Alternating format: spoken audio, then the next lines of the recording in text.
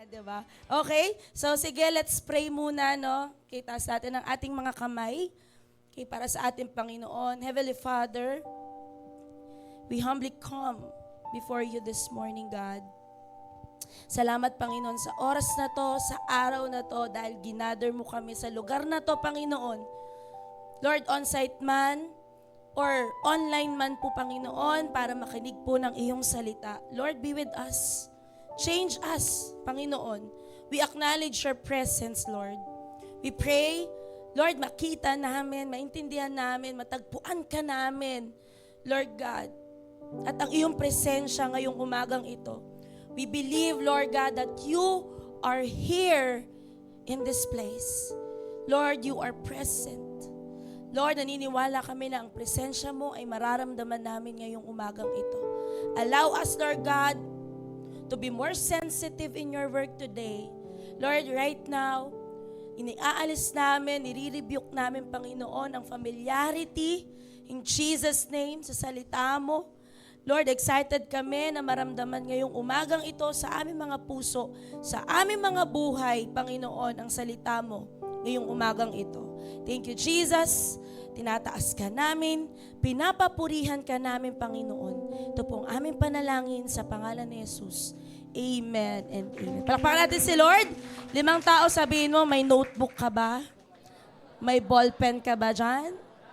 May Bible ka ba? Ayan, diba? Okay? Sige, akala nyo, no? Sabi ko, excited kayo. No? Alam ko naman excited kayo lahat eh. Amen. Palakpakan natin si Lord. Ayan. So, pagpasensyahan nyo na po yung boses ko. Kung medyo ngongo or something, okay, intindihin nyo na lang ako kasi nag-concert po ako. Ayan. Sino nakapanood? Hindi, joke lang. Hindi alam yung lyrics eh. Okay.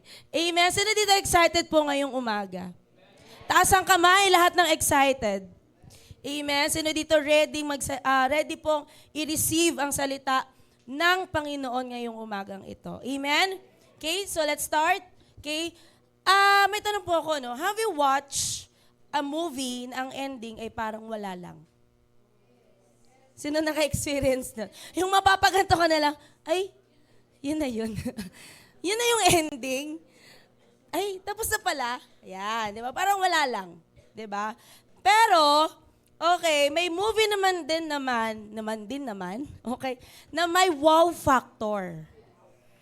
Tama ba? Yung halos 10 beses mo nang napapanood, yung bawat linya ng character, alam mo na. Di ba?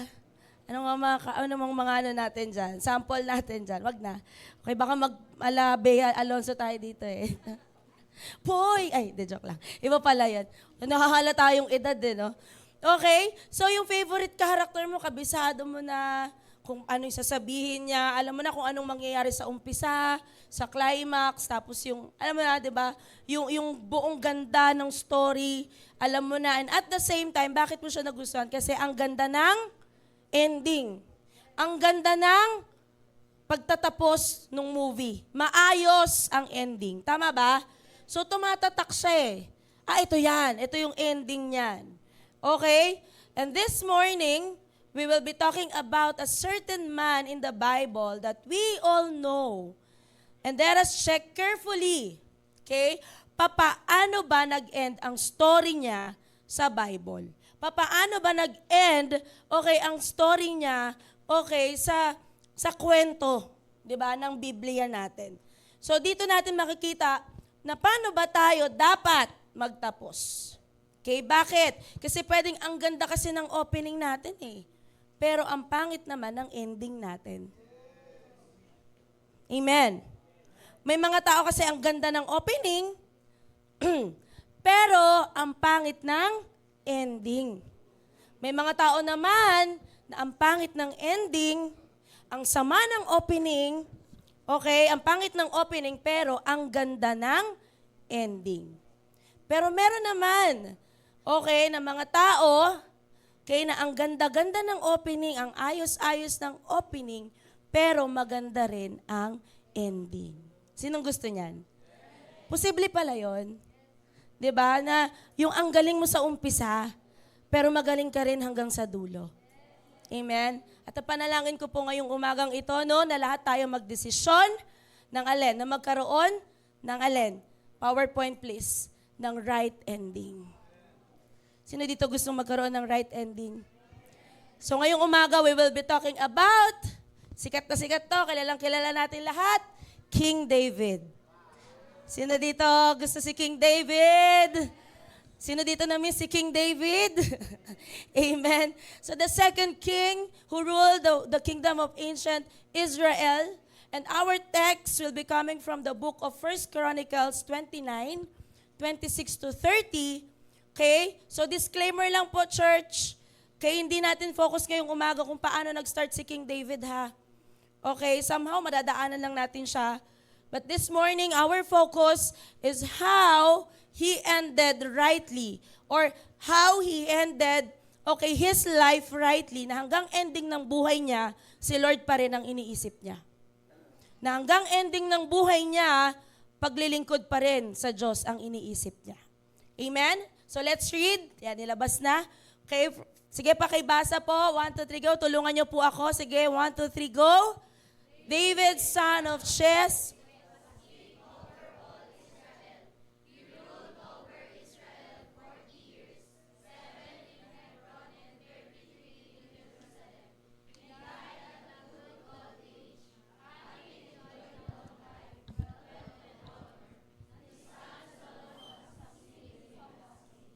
(29) As for the events,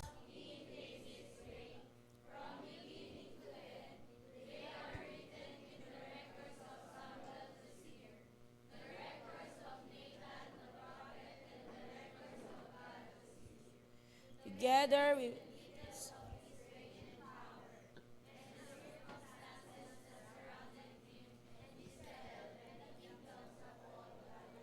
Ayan, di ba? Very good children. Okay. Sa Pinoy version po, basahin ko na lang, ako na lang po. So sa Pinoy version, ang ganda kasi niyang intindihin. Ano? So naghari sa buong Israel si David na anak ni Jess sa loob ng 40 years. Ilang years daw? 40. Kaya namuno siya sa Hebron ng 7 years at 33 naman daw saan? Sa Jerusalem. So ano daw sabi? Mayaman siya. Wow. At nire-respeto ng lahat. Matanda na siya nang namatay at ang anak niyang si Solomon ang pumalit sa kanya bilang hari. Sino daw pumalit? Si Solomon. So nakalagay ang lahat-lahat ng ginawa ni King David sa mga records na sinulat ni na Prophet Samuel, Nathan at Gad. Okay? Hindi si Gad. Saan si Gad? Wala. Hindi siya. Okay? 30 naka-record kung paano siya namuno at kung gaano siya ka-powerful. Nakasulat din ang lahat ng mga naranasan niya, okay, ng Israel at ng mga katabi nilang kaharian. Posible ba yon na ang ending ng buhay natin katulad ng kay David? Posible ba yon na tatatak ang buhay mo sa ibang tao? Dahil naging maayos at naging tama ang pamumuhay mo kasama si Kristo? 'Di ba? Ang sagot po dyan, yes. Okay? Diba? God is so faithful. Sabi mo nga faithful. God is faithful to His people and, He keeps His promises. Diba? Alam ko may PowerPoint ako dyan. Okay? God is faithful. Tapat si Lord eh. Sino dito naniniwala tapat si Lord?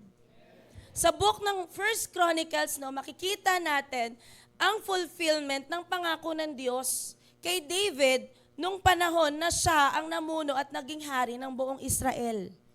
So lumalabas na tayo rin ay may assurance sa Panginoon na ang kanyang mga pangako, okay, rin sa atin ay matutupad. Diba? Tulad ng pagtupad niya kay David. Amen? Dahil ang Diyos ni David at ang Diyos natin na pinaglilingkuran natin ngayon ay iisa. Hindi nagbabago at hindi magbabago kailanman. Diba? Because why? Because He has promised eh. May pangako si Lord. Okay, He has promised, okay, blessings to those who follow Him, who come to Christ in repentance, and who obey His word.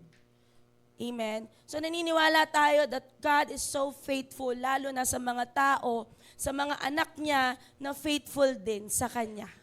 Amen? Okay, so ngayon, 3 bagay. Mabilis lang tayo. Okay, sana. Hindi. 3 bagay po. Papaano inend ng tama ni King David ang kanyang karir bilang isang servant ni Lord? Gusto niyo po bang malaman? Sige po. Number 1. Huwag na natin patagalin. By being devoted in building God's temple. Una, by being devoted in building God's temple. Sabi yan sa 1 Chronicles 29. Ayan, sige. 29, 1-5. Alright, so kita ba? Ayan, kung kayang hatiin natin para mas kita. Okay, so sabi doon, then King David said to the whole assembly. So ito na yung time na nagpapaalam na siya, na ililipat niya na yung pagiging king niya sa anak niya. So ginather niya yung mga tao niya ngayon. Then King David said to the whole assembly, "My son Solomon, the one whom God has chosen, is young and inexperienced. The task is great because this palatial structure is not for man but for the Lord God." So ito yung time, okay, na gusto niya, desire ni David na magtayo ng templo ng Panginoon. With all my resources, verse 2, I have provided for the temple of my God. So makita natin ano yung mga dinivote, ano yung mga resources niya. Gold for the gold work, silver for the silver. Grabe to. Bronze for the bronze, iron for the iron, and wood for the wood. Okay? As well as onyx for the settings, turquoise. So, detailed siya. Detailed yung mga sinabi ni David dito. Stones of various colors and all kinds of fine stone and marble. Parang marble lang yung nakikita natin dito. No? Sa lahat ng binanggit ko, parang marble lang yung nakikita natin dito sa natin. Ano? All of this in large quantity. Sabi nyo nga large. Verse 3, besides, in my devotion to the temple of my God, sabi niya, I now give my personal treasures of gold and silver for the temple of my God. Over and above everything I have provided for this holy temple. Verse 4, ito na yung ano niya, detailed niya na din kung ilan yung ibibigay niya. Personal ito, no?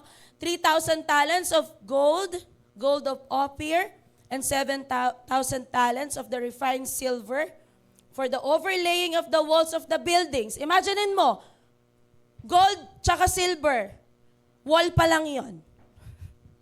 Wala pang ceiling, wala pang, nagigets nyo? Grabe, no? For the gold work and the silver work, and for all the work to be done by the craftsmen. So now, who is willing to consecrate themselves to the Lord today? So, ang context po ng passage na ito ay umiikot po, okay, para sa kaalaman ng lahat, ay umiikot sa pagmamahal ni David doon sa templo ng Diyos. Diba? So, as we can see in this passage, PowerPoint please, before King David left this world, he still wanted to honor God in a very special way. Sa papaanong paraan niya ay gustong i-honor si Lord? By building a temple of God where His presence will dwell forever. Hello? But here's the catch. Hindi inalaw ni Lord na si King David ang magtatayo ng templo ni Lord. Pero, hindi ibig sabihin, okay na hindi na please si Lord sa gustong mangyari ni David. It's just that, okay, si Solomon po, na anak niya ang pinili ng Panginoon para magtayo ng templo ng Diyos. And so, because of David's devotion for God, okay, he prepared all the materials na kailangan para mabuild yung temple para sa Panginoon. And also, okay, hindi lang yung mga materials yung pinipare niya, pero pati na rin yung anak niya at yung mga tao niya. Pati Israelites. Okay, para mabuild yung temple. Siyempre, hindi naman pwedeng si David lang ang mag-aayos nun. So, kailangan may kasama siya. So, can you imagine, church, hanggang sa dulo ng buhay ni David, bumabanat pa rin siya. Hanggang sa dulo ng buhay ni David, humahataw pa rin siya pagdating kay God. Hello? Andiyan ka pa? Sino dito naiintindihan po ako? Imaginein mo, matanda na siya nito. Okay? Yung huling chapter po ng 1 Chronicles, 29 po yun na po yung last ni David.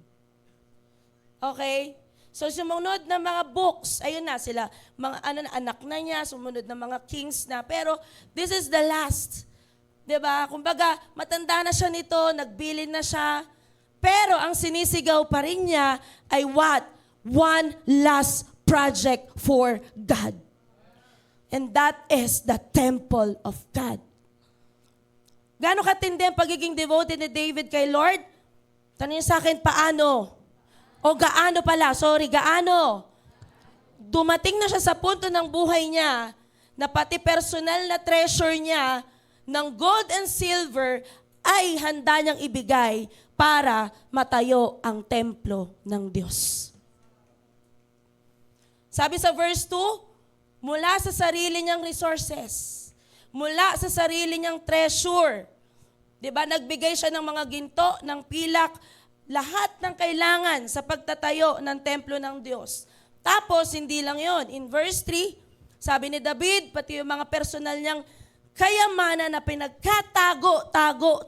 tago niya sa baul niya, ibinigay niya din. Diba? Lahat ng inipon niyang kayamanan, simula nung palagi siyang pinapanalo ng Panginoon sa gera, sa laban, kaya posibleng kasi galing talaga sa gera yon. Kaya yung mga ipon niya, posible yon na talagang yung mga plunders of wars niya, di ba kaya siya, ang dami niyang kayamanan. Lahat yon binigay ni David para sa templo ng Diyos. Sino dito naintindihan po ako? Tignan po natin, verse 3, balikan natin. Besides, yun nga, in my devotion to the temple of my God, I now give my personal treasures. Sabihin nyo nga po personal. Of gold and silver for the temple of my God.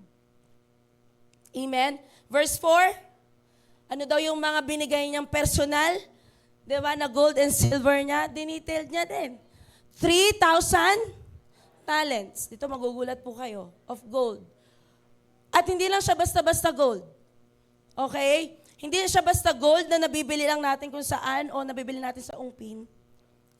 Sorry doon kasi namin binili yung Di ba, kasi nakakaano ng ungpin dito.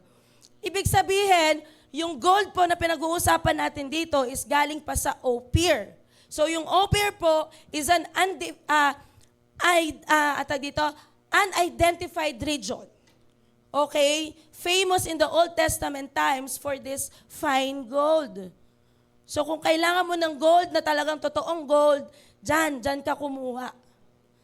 At, okay, so actually po, nung ni-research ko po siya, okay, the geographic list daw po of Genesis 10, apparently, nagpe-place daw po siya saan? Sa Arabia. But in the time of Solomon, 920 BC, okay, so Ophir was thought of as being overseas. So dito daw makikita yung gold, almog, ano ba to? Almag, bala ka na, o hindi yun amag ha. Baka mamaya iba yung marinig nyo sa akin. Wood, sandalwood, ivory, monkeys, dito daw matatagpuan. Pero, according daw po sa isang Jewish historian po, okay, na si, pangalan nito? Josephus, ayan. Okay, and Saint Jerome, that India was the location of Ophir. So, na-research nila yon na sa India daw talaga galing yan or dyan daw siya talaga nakalocate. Okay, bakit? Kasi dyan din daw makikita, okay, yung mga sandalwoods, yung mga peacocks, and commonly found daw yan sa India. Whereas, hindi talaga siya nag-i-exist, okay, sa East Africa or sa Arabia. Okay? So, now, balik tayo. How much is 3,000 talents of gold? Nga pala, according po ulit sa research ko, tawag dito sa Old Testament, Kapag sinabi mo palang talents ang binigay mo, we are not talking about here kung magkano lang. Pero we are talking about the weights. Sabihin yung bigat. Okay?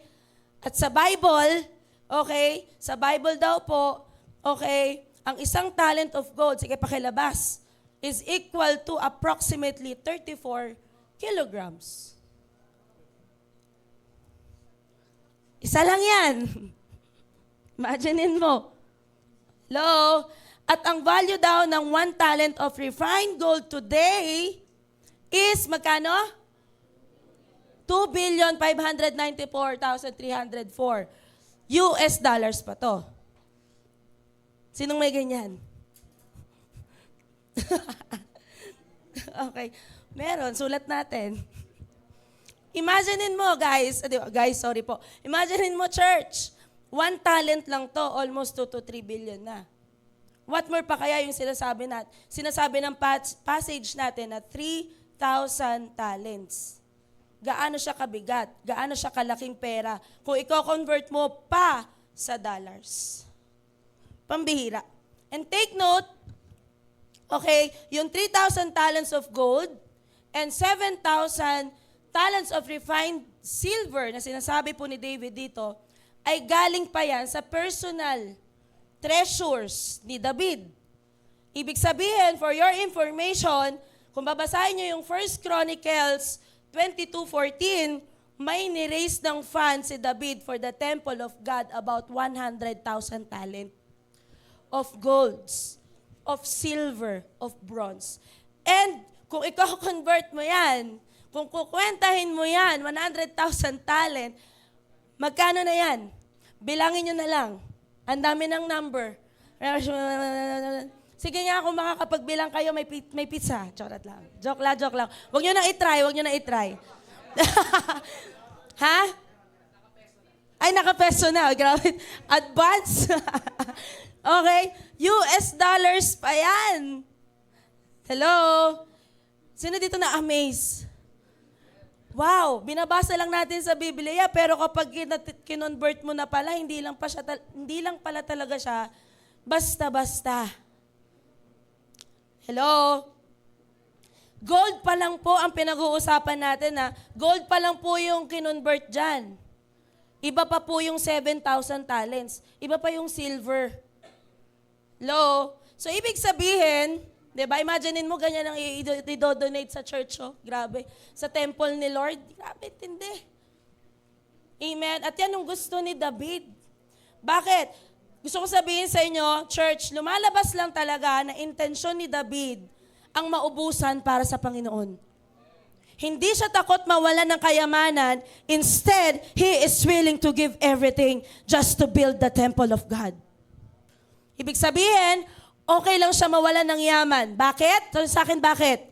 Kasi deserve ni Lord ang magandang templo. Kasi gusto niya ng best for the Lord. Diba? David wanted to build a temple for God na bagay at talagang karapat-dapat para sa iisang Diyos na sinasamba niya. And take note, diba, lahat nga ng yaman niya, binigay niya na for the Lord eh. Pero para sa kanya, kulang pa rin. Grabing puso.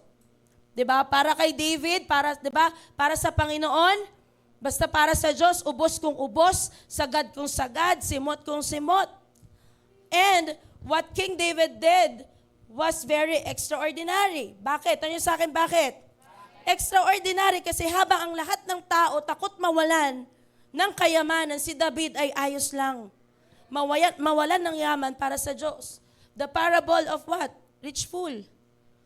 Diba? And what? The rich young ruler story sa Bible. Extraordinary siya. Bakit? Kasi habang ang lahat ng tao ay sinasatisfy at pinaprioritize ang sarili nilang gusto sa buhay, si David, ang sinasatisfy niya at ang pinaprioritize niya ay ang Diyos at ang templo ng Diyos. Hindi ko sinasabing mali na isatisfy mo yung sarili mo. Hindi ko po sinasabing mali na i-prioritize mo ang sarili mo. Pero ang sinasabi ko po dito, alam po ni David na higit pa sa ibang bagay, alam niya na si Lord dapat ang priority niya. At si Lord ang una sa buhay niya. Church, Huwag kang matakot mawalan ng kayamanan kung para sa Diyos mo naman ito ilalaan. Amen? Pwedeng maraming tao, pagtatawanan ka, ay, ano ba yan? Bigay ng bigay. Ano ba yan? Serve ng serve. Ano ba yan? Naubusan ka, nagkakasakit ka na. Diba? Maraming tao, pwedeng pagtawanan ka, hindi ka maiintindihan sa mga bagay na ginagawa mo para sa Diyos. Katulad ng pagbibigay mo ng lahat para sa Kanya. Pwedeng maraming tao magsabi sa'yo na mali yung pagbubuos mo ng lahat ng lakas, buhay, or even kayamanan mo sa Diyos. Pwedeng sinasabi ng mundo, kawawa ka dahil nauubusan ka para sa Panginoon. Pero gusto ko pong sabihin sa iyo, kapatid, para sa Diyos, walang mali at walang sayang. Sa ginagawa mong pagbibigay at pagbubuhos ng buong lakas at buhay maski na ang iyong kayamanan. Amen? Hindi po pagmumukhaing kawawa ng Diyos ang mga anak niyang tapat maglingkod sa Kanya. Diba? We cannot really say that we are devoted to God unless we are willing to give to God all that we have. We cannot say that we are really fully devoted to God if we cannot give our personal treasures. Bakit? Kasi lumalabas lang talaga that devotion to God includes our personal treasures and resources. Question: what are your personal treasure and resources that you are willing to give for God? Gaano ka ka-devoted ngayon sa Panginoon na willing kang mag-exert ng effort para maibigay ang para sa Diyos? Maibigay ang buhay, talento, lakas, maski na kayamanan mo para sa Panginoon. Huwag tayo magdamot. Huwag tayo magdamot ng oras, ng talento, ng lakas, buhay, effort, maski kayamanan natin para sa Panginoon. Bakit? Dahil ang Diyos hindi naman nagdamot ng lakas, ng dugo at buhay para sa atin. Palakpakan natin si Lord. Pangalawa, paano in-end ng tama ni King David ang kanyang career bilang servant ni Lord? Pangalawa, by living a life worth copying. Saan? Sa pagiging generous. A generous life. Diba? Anong klaseng buhay ang meron si David? Namuhay siya sa isang buhay na kakopya-kopya. Anong klaseng buhay ang isinapamuhay niya? Yun ay ang pagiging generous niya. Okay, question. Question. Tingin mo ba ang buhay mo ngayon ay worth copying? Evaluate mo lang. Huwag ka na magtaas ng kamay. Okay? Ikaw na lang, sarili mo na lang. Can you proudly say to people na, hey, kopyahin niyo ako.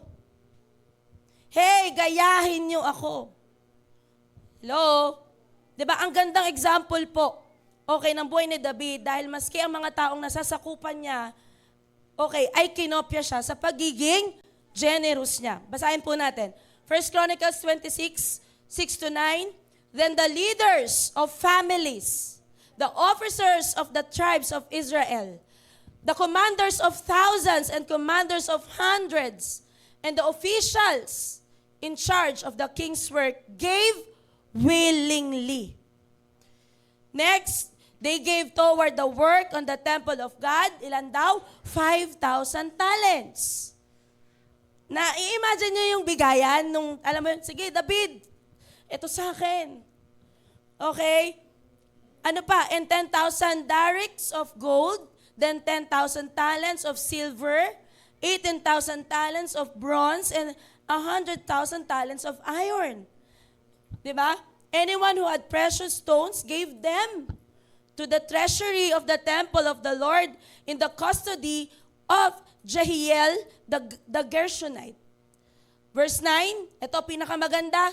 The people rejoice at the willing response of their leaders, for they had given freely and wholeheartedly to the Lord. Ang ganda ang saya ni David dito. David the king also rejoiced greatly. Ano ang sign na naging magandang example si King David sa kanyang mga nasasakupan? Unang-una, sila ay nag-volunteer na magbigay din ng kanilang ari-arian. Okay, verse 6-8, binasa natin. So, ibig sabihin po that the leaders gave what? Willingly. Ano ibig sabihin ng willingly? Ibig sabihin, hindi sa pilitan. Hello? Hindi inudyukan lang. Hindi ginawang obligasyon. Ibig sabihin, okay, sila ay voluntarily nagbigay, nag-offer, naglaan din ng what? Personal treasures nila, ng resources nila para sa itatayong templo ni David para sa Diyos. Hindi sila natakot, hindi sila nang hinayang, di ba, na magbigay. Bakit? Kasi nakita nila kay David eh. Di ba? Nakita mismo nila sa leader nila na hindi dapat manghinayang kapag nagbibigay sa Diyos. Hello? Bakit generous din ang mga nasasakupin ni David? Kasi lifestyle ni David ang generosity.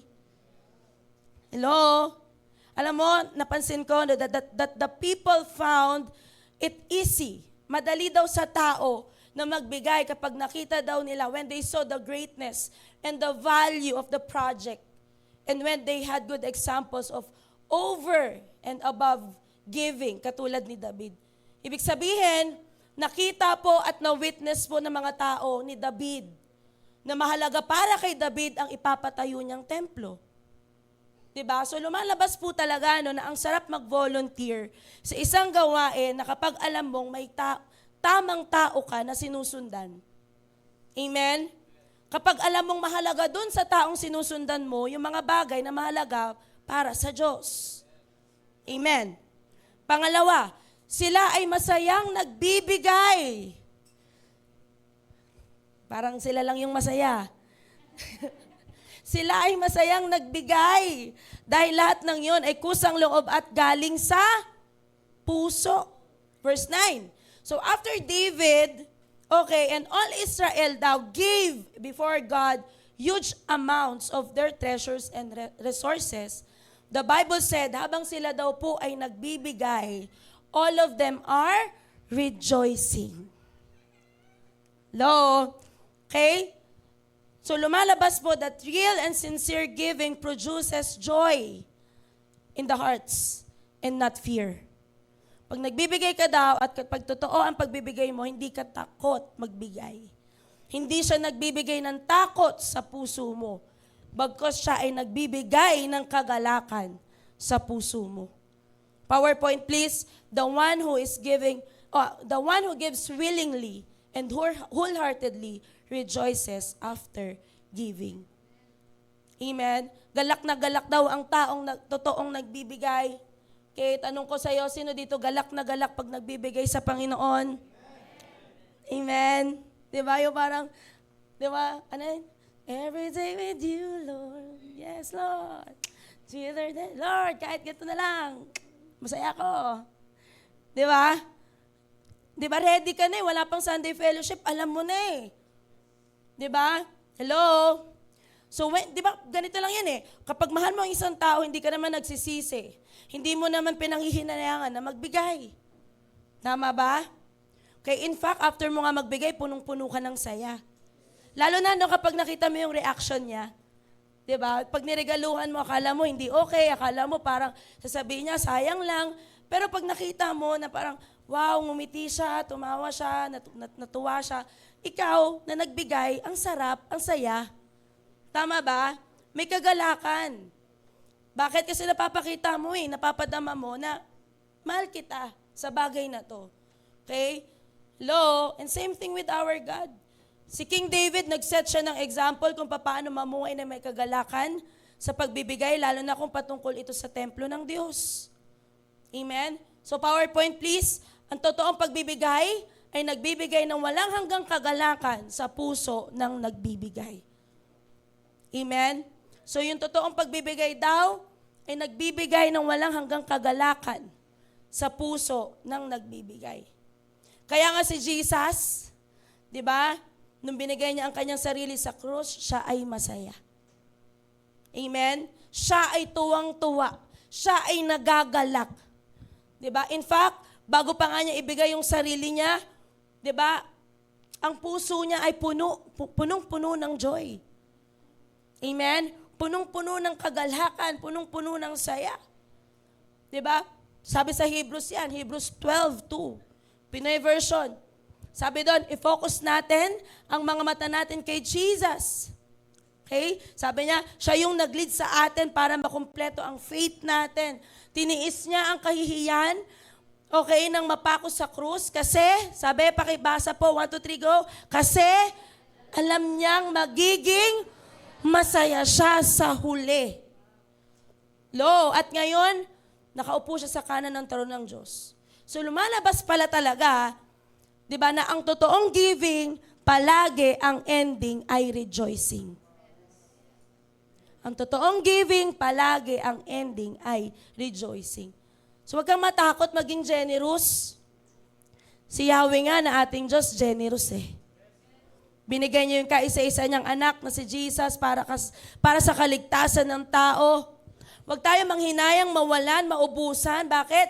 Dahil si Jesus nga hindi nang hinayang maubusan ng dugo, ng buhay, ng lakas, matapos niya lang ang nakatakdang kamatayan para sa iyo at para sa akin. Tanong, nalungkot ba ang Diyos? Nang hinayang ba si Jesus? Nagsisi ba si Jesus? Ano ba naman yan? Ba't ka pa siniligtas ko pa tong taong to? Ano ba naman yan? Bakit ba kasi nagbigay ako ng buhay sa taong to? May narinig ba tayong ganyan? May nabasa ba tayo sa Bible? May na-devotion ka bang ganyan? Na nagsisi si Lord? Na niligtas ka niya? No. In fact, tuwang-tuwa si Jesus nung panahon na tinanggap mo siya sa buhay mo. Kita mo yung, alam mo yun, yung joy niya na, wow, yung anak ko, tinatanggap ako, ayan na. Hello? So that's number 2. Sino dito handang maging, ang buhay niya ay maging kakopya-kopya pagdating sa pagiging generous? Okay? Yes, we are talking about the life of David dito, no? Paano siya naging generous? Pero gusto kong sabihin sa'yo, lahat ng bagay sa buhay mo, kaya mong maging generous. Paano ka mag-serve? Paano ka magbigay ng lakas mo, ng buhay mo para sa Panginoon? Amen? And the last, number 3. Wow, bilis natin. Bilis ba? Mabilis ba? Kailangan kasi meron na kaming timer. May na kami dito. Hello, mga direct dyan. Ayan, mga nagsasign na eh. Okay, then number 3. Paano in-end ng tama ni King David ang kanyang career bilang bilang isang servant ni Lord? Number 3. Okay? By establishing a life filled with praising and worshiping. Okay? Papaano? Una, recap natin, by being devoted in building God's temple. Pangalawa, okay, by living a life worth copying, and that is being generous.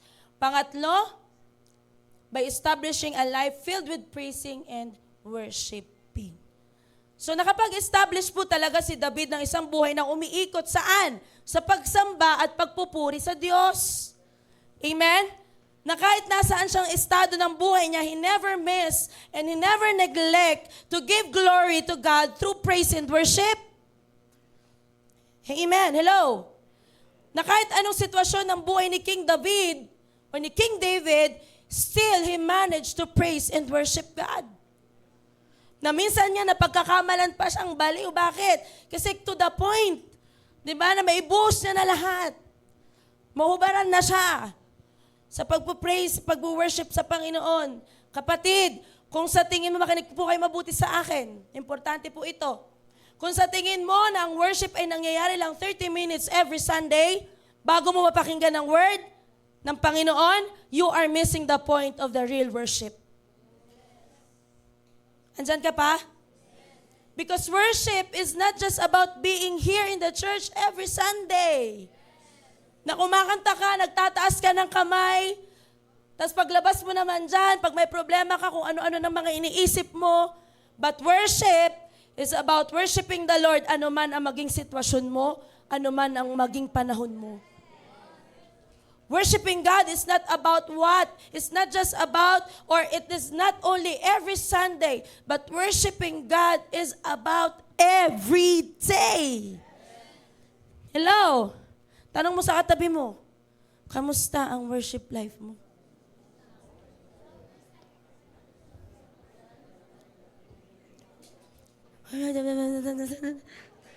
Yung iba umiiyak na.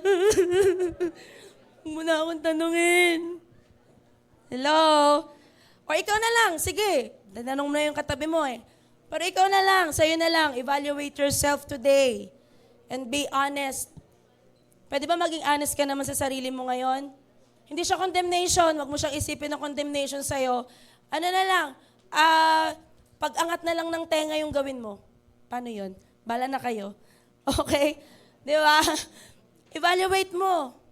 Kamusta ang prayer life? Kamusta ang worship life mo? Kamusta ang prayer life mo?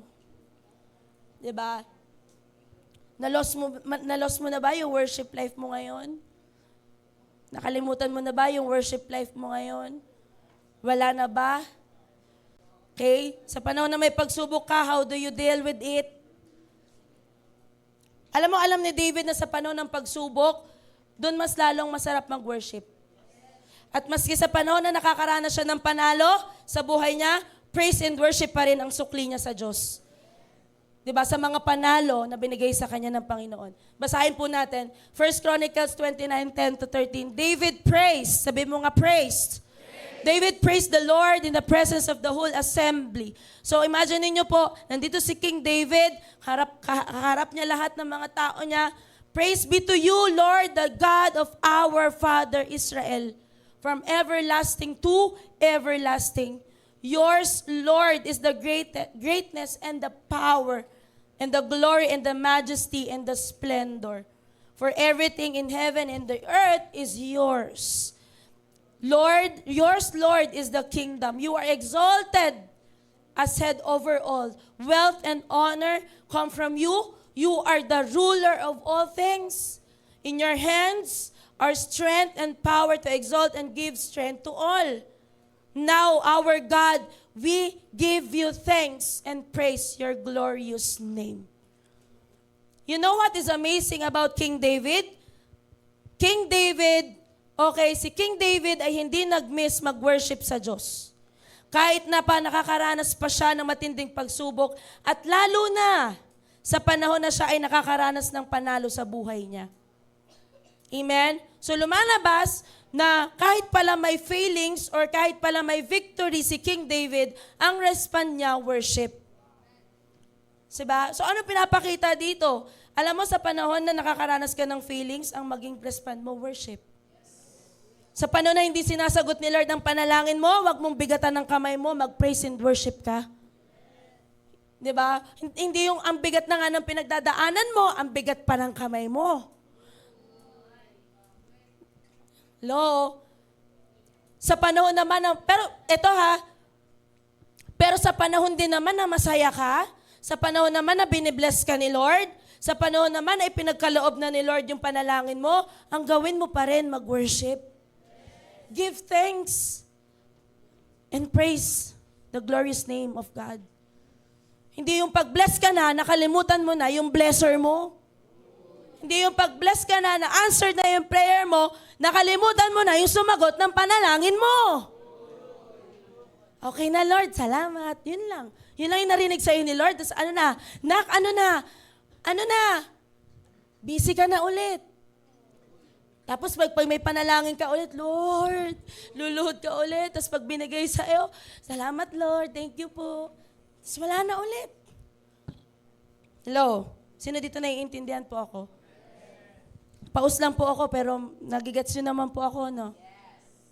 Ibig pong sabihin na sa lahat ng season mo, masaya ka o malungkot, mag-worship ka. Amen? PowerPoint, please. Huwag mong ibase sa emosyon at sitwasyon ang papuri mo sa Diyos. Hindi porket masaya ka, doon ka mag-worship. Pero pag malungkot ka, hindi ka na nag-worship. Both yun. Malungkot, may pinagdadaanan, may hirap, may sakit. Okay? Masaya, blessed, answered prayer, worship.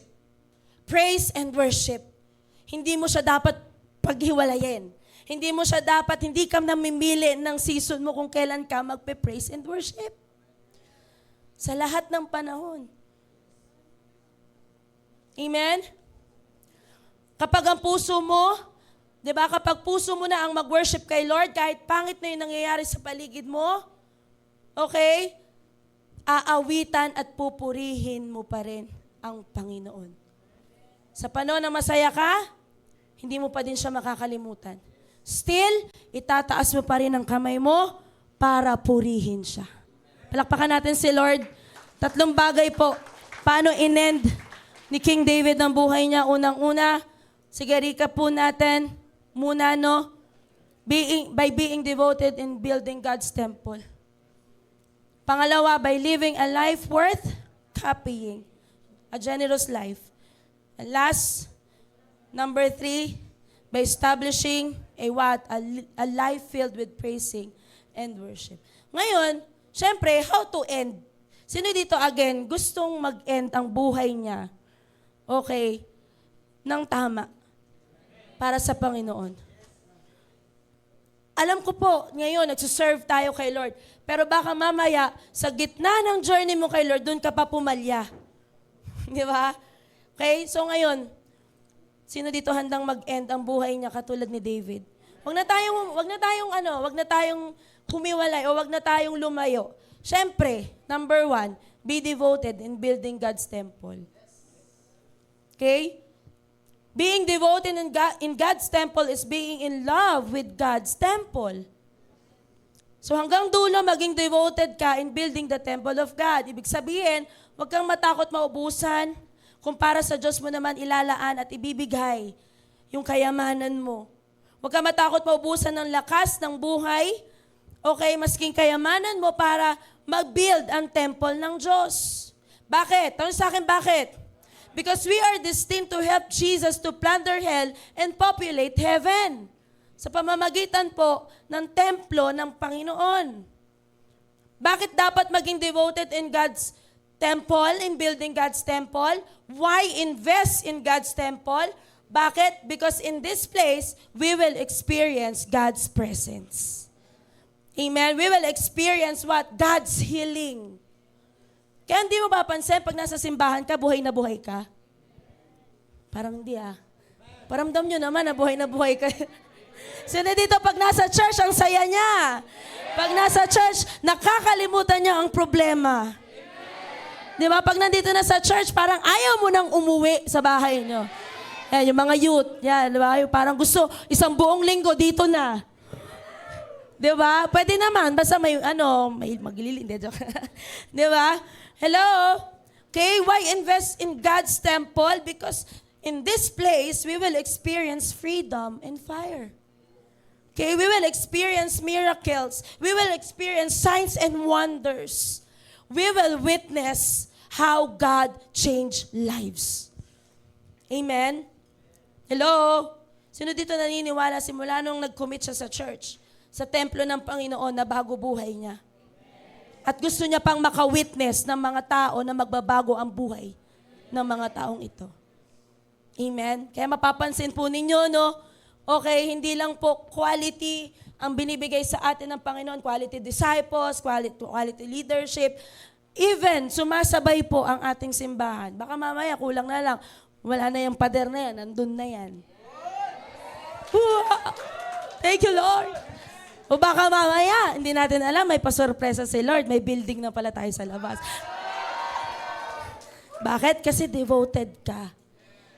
Devoted ka mag-serve, devoted ka, di ba, na magbigay sa Panginoon at sa templo niya. Sinong gusto nun? Sinong gusto ma-witness yun? Sino gusto dito ma-witness niya na nililipat ulit tayo ni Lord? Sa malaking lugar. Amen? Be devoted. Hanggang dulo. Saan man tayo dalhin ng Lord? Saan man tayo, di ba, itanim ulit ng Panginoon. Hindi natin alam kung saan. Pero dito pa lang, itanim mo na yung sarili mo. Magtanim ka sa matabang lupa. Amen? Kahit parang mauubusan ka na, isagad mo hanggang kung saan mo kayang tumulong. Mapaayos, mapaganda, mapalagulan natin, mapalaki natin ang ating simbahan. Okay, kasi bakit? Marami pong tao sa labas. Okay, ang mapupunta dito sa loob ng church. Bakit? Kasi binabago ng simbahang ito. Okay, ang mga taong ito. At gagamitin ito ng Panginoon. Sinong gusto po niyan? Sa pagiging devoted kay Lord, lalo na sa pagbibuild ng temple niya, hindi yan madali. Hindi madali mawalan. Hindi madaling maubusan. Minsan iiyak ka. Minsan may bulong si Lord, si Holy Spirit. Pero, Lord, ang sakit. Pero sige po. Para sa'yo at para sa temple mo. Pero sabi no, ibuhos mo lang. Maging devoted ka dyan. Ibigay mo lang. Bakit? Kasi worth it yan. Amen? Bakit kailangan natin maging devoted in building God's temple? Because sabi po ni Bishop Manny, God's temple must be our home. Sino dito naniniwala na ang templo ni Lord ay bahay niya? Amen? So that's number 1. Number 2, paano tayo mag-end katulad ni David? Hindi na tayong lumayo. Live a life worth copying in generosity.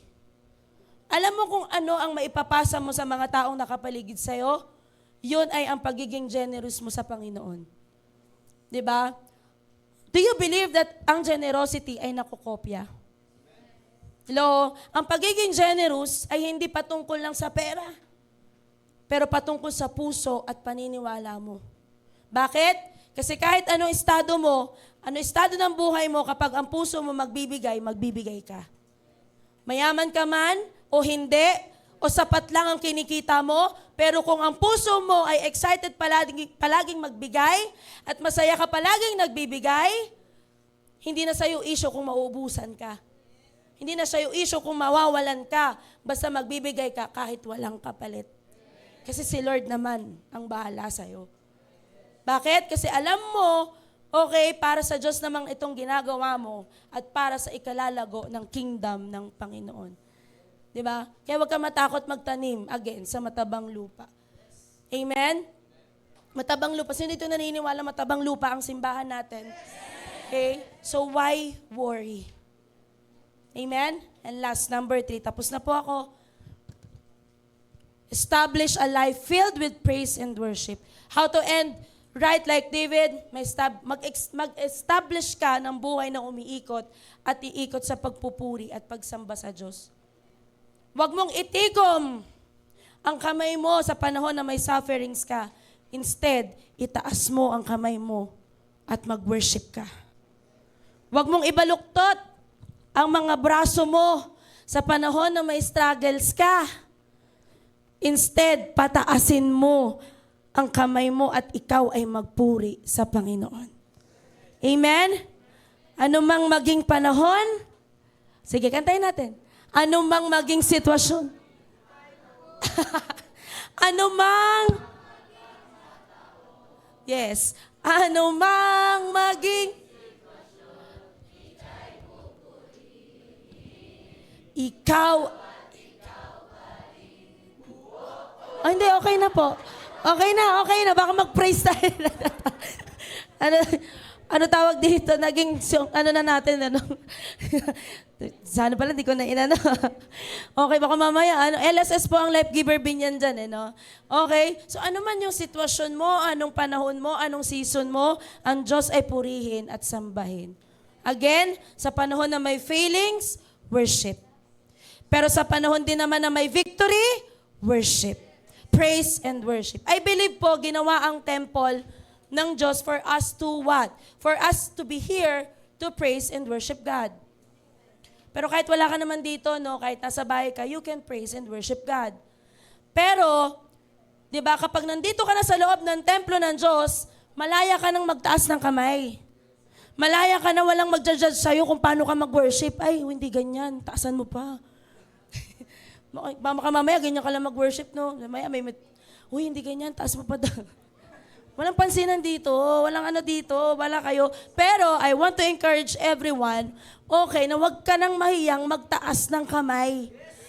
To worship God. Bakit? Kasi nandito ka sa tahanan ng Diyos. Nandito ka sa tahanan ng tatay mo. Bakit ka mahihiya? Okay lang kahit yung katabi mo wala sa tono.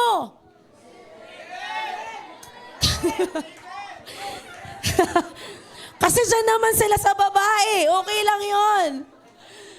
Diba? Basta ikaw, focus ka, Lord.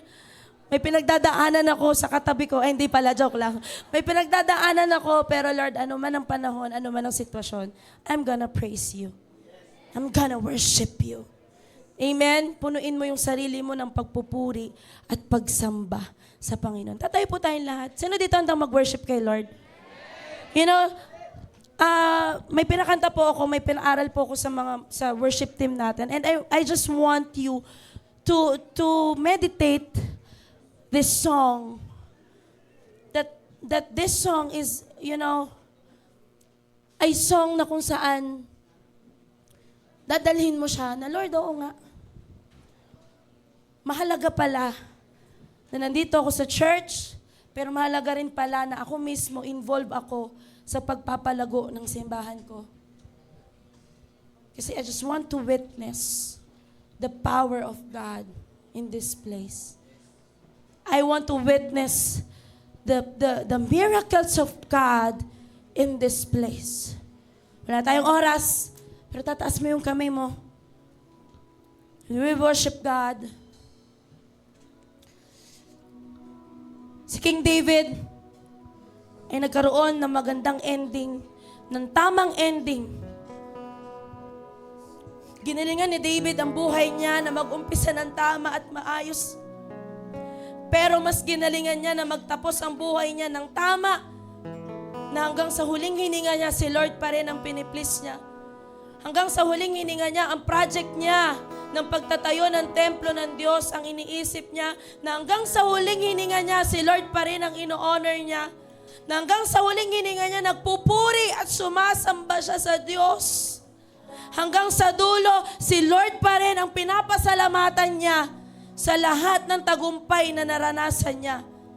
Kung paano siya kumapit sa mga pangako ng Panginoon. Nung nag-uumpisa siya, nung tinawag siya ng Diyos bilang isang hari, nagtapos ang buhay niya na nakakapit pa rin sa pangako ng Diyos sa kanya. Alam mo, kung ikaw itong nagsimula ng mali, kung ikaw itong tao na nagsimula ng mali, gusto kong sabihin sa'yo na hindi pa huli ang lahat. Pwede mong tapusin ang buhay mo ng tama, katulad ni King David, na walang inisip, kundi ang makapagpapasaya sa Panginoon. Pero kung ikaw naman ito na nagsimula na ng tama, nagsimula ka na tama yung puso mo sa pagbibigay, matapos ka na nagbibigay sa Diyos. Nagsimula ka na ginagaya ka ng mga tao dahil sa pagiging generous mo, matapos kang kagaya-gaya. Nagsimula kang iikot ang buhay mo sa pagpupuri, sa pagsamba sa ating Panginoon, matapos ka nang nagpupuri at sumasamba sa Panginoon. Right now, church, hindi ko alam kung ano yung mga bagay na pinagdadaanan mo. But you are now in the house of God. Give praise, give worship. Bigay natin sa Panginoon lahat. Lord, ang bigat na. Hindi ko na alam kung anong gagawin ko sa buhay ko. Lord, I'm gonna worship you. I want your freedom. Inside this house, the Lord is here. Taas mo yung kamay mo. Taas mo yung kamay mo para sa Panginoon. And worship Him. Church, Life Giver Binyan, you are alive in this place. In the name of Jesus, come alive. In the name of Jesus, this is the house of miracles. We bring everything to the feet of Jesus. Everything in the name. Come on, you worship. This is the house of miracles. Come alive in the name of Jesus. Come alive in the name of Jesus. This is the house of miracles. We bring everything to the name of Jesus. Everything to the name of Jesus.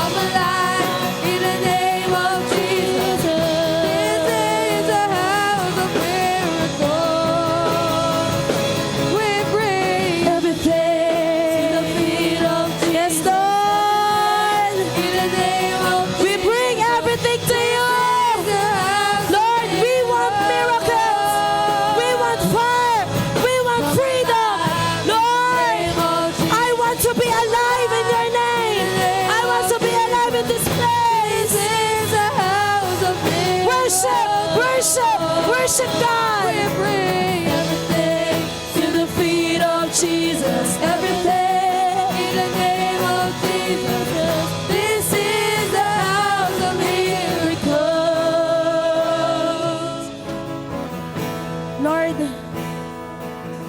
hindi kami makikinig sa ibang tao ng mga maling doktrina pagdating sa pagbibigay sa'yo.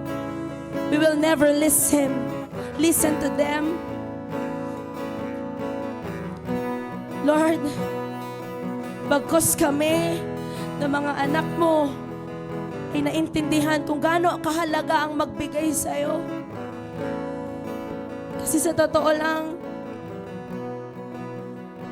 tinitignan mo yung puso namin pagdating sa pagbibigay. Lord, hindi kami manghihinayang. Hindi kami mapapagod. Hindi kami matatakot magbigay sa'yo. Para sa kingdom mo, para sa templo mo, Panginoon. Dahil naniniwala kami, dito mo kami binago. Dito mo inayos ang buhay namin. Dito namin binigay sa'yo lahat. Dito kami umiiyak. Dito kami nagtataas ng kamay. Nandito ang presensya mo, Panginoon. Kaya Lord, magtatanim kami sa kaharian mo.